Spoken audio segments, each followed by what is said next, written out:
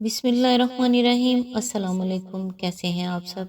इंशाल्लाह सभी ठीक होंगे और अल्लाह की रहमतों के साए में होंगे। आप बहुत सारी ख्वाहिशात से भरे हुए हैं। आपके पास बेशुमार वाक़यात हैं कि क्या क्या करें।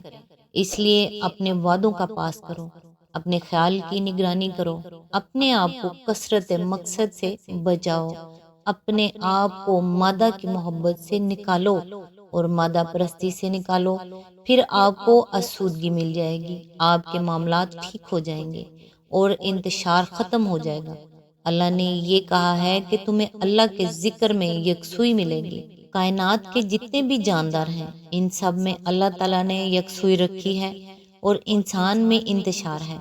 किसी जी जान की आवाज़ कभी नहीं बदली। ये मिजाज है और हर चीज़ का मिजाज फिक्स कर दिया गया है। इस तरह अल्लाह ताला ने बताया है कि देखो इनमें किस तरह यकसुई है।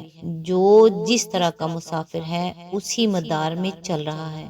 सितारे अपने मदार में चल रहे हैं, सूरज अपने मदार में चल रहा है। इनमें कोई चेंज या तब्दीली नहीं है। और आप लोग अपना मदार छोड़ जाते हैं, अपने फैसले छोड़ जाते हैं। जाते जाते आप कोई चीज़ उठा लेते हैं और फिर पता चलता है कि ये तो गलत चीज़ उठाई थी।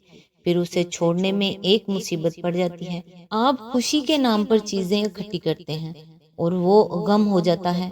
इसलिए अपने आप को अल्लाह के हवाले किया जाए ताकि इंतशार से बचा जाए। आज इंशाल्लाह सूरह यूनुस की आयत नंबर 36 से स्टार्ट करेंगे। औज़ु बिल्लाहि मिनश शैतानिर रजीम। बिस्मिल्लाहिर्रहमानिर्रहीम। हकीकत यह है कि इनमें से अक्सर लोग महज क्यास और गुमान के पीछे चले जा रहे हैं। हालांकि गुमान हक की जरूरत को कुछ भी पूरा नहीं करता। जो कुछ ये कर रहे हैं अल्लाह उसको खूब जानता है। इसकी तफसीर है, यानी जिन्होंने मज़ाहिब बनाए, जिन्होंने फ़लसफ़े तसनीफ़ किए और जिन्होंने कवानीन हयात तजवीज़ किए, उन्होंने भी ये सब कुछ इल्म की बिना पर नहीं बल्कि गुमान और क्यास की बिना पर किया।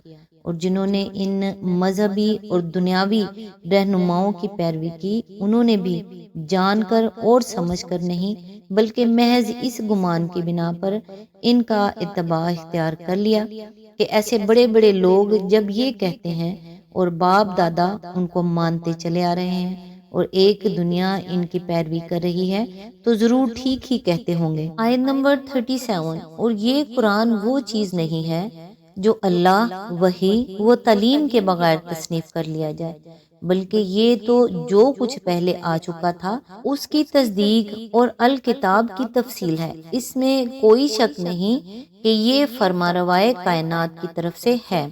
इसकी तफसीर है जो कुछ पहले आ चुका था। इसकी तस्दीक है, यानी इब्तदा से जो असूली तालीमात अम्बिया अलैहिस्सलाम की मार्फत इंसान को भेजी जाती रही हैं, ये कुरान उनसे हटकर कोई नई चीज नहीं पेश कर रहा है बल्कि उन्हीं की तस्दीक व तौसीक कर रहा है। अगर ये किसी नए मजहब के बानी की जहनी उपज का नतीजा होता तो उसमें ज़रूर ये कोशिश पाई जाती कि पुरानी सदाकतों के साथ कुछ अपना निराला रंग भी मिलाकर अपनी शान इम्तियाज़ नुमाया की जाए। अल किताब की तफसील है, यानी इन असूली तालीमात को जो तमाम कुतुब आसमानी का लबे-लुबाब अल किताब है, इसमें फैलाकर दलाइल व शवाहिद के साथ, तलकीन व तफहीम के साथ, तशरीह व तौज़ीह के साथ और अमली हालात पर इंतबाक के साथ बयान किया गया है। आयत नंबर 38। क्या ये लोग कहते हैं कि पैगंबर ने इससे खुद तसनीफ कर लिया है? कहो, अगर तुम अपने इस इल्जाम में सच्चे हो तो एक सूरत इस जैसी तसनीफ कर लाओ और एक खुदा को छोड़कर जिस जिस को बुला सकते हो मदद के लिए बुला लो।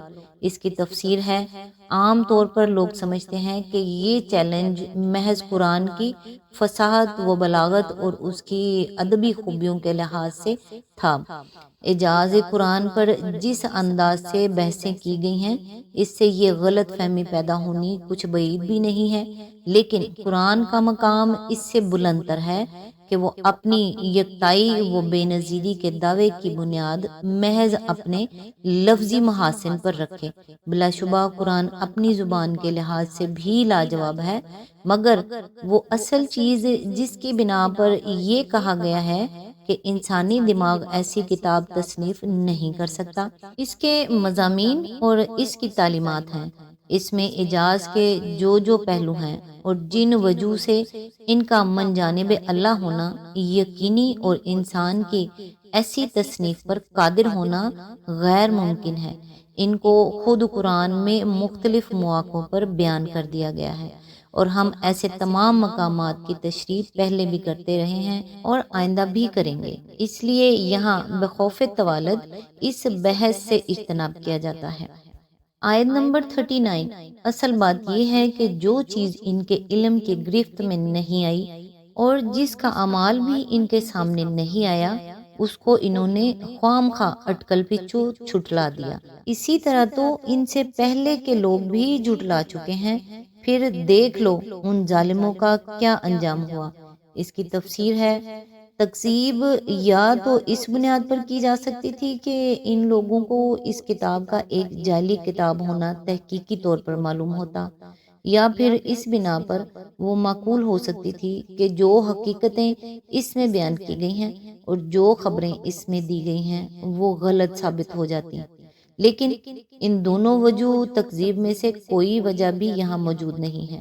نہ کوئی شخص یہ کہہ سکتا ہے کہ وہ ازرو علم جانتا ہے کہ یہ کتاب گھڑ کر خدا کی طرف منسوب کی گئی ہے، نہ کسی نے پردہ غیب کے پیچھے جھانک کر یہ دیکھ لیا ہے کہ واقعی بہت سے خدا موجود ہیں اور یہ کتاب خواہ ایک خدا کی خبر سنا رہی ہے، یا فی الواقع خدا اور فرشتوں اور وحی وغیرہ کی کوئی حقیقت نہیں ہے، اور اس کتاب میں خواہ یہ افسانہ بنا لیا گیا ہے۔ نہ کسی نے مر کر یہ دیکھ لیا ہے کہ دوسری زندگی اور اس کے حساب و کتاب اور جزا و سزا کی ساری خبریں جو اس کتاب میں دی گئی ہیں غلط ہیں، لیکن اس کے باوجود نرے شک و گمان کی بنیاد پر اس شان سے اس کی تکذیب کی جا رہی ہے کہ گویا علمی طور پر اس کے جعلی اور غلط ہونے کی تحقیق کر لی گئی ہے۔ آیت نمبر 40، ان میں سے کچھ لوگ ایمان لائیں گے اور کچھ نہیں لائیں گے، اور تیرا رب ان مفسدوں کو خوب جانتا ہے۔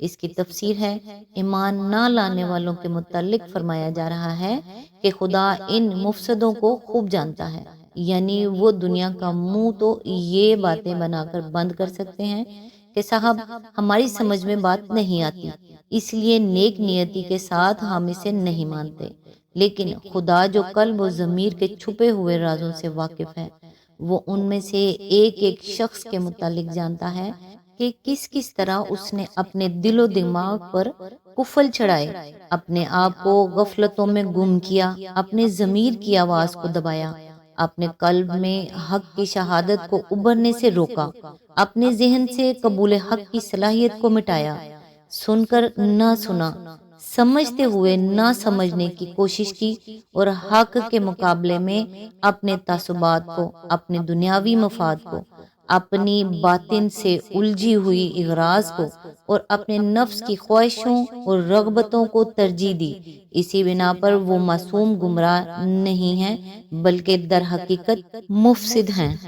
آج تک کے لیے اتنا ہی، نیکسٹ انشاءاللہ آیت نمبر 41 سے سٹارٹ کریں گے، تب تک کے لیے دعاؤں میں یاد رکھیے گا۔ اللہ حافظ۔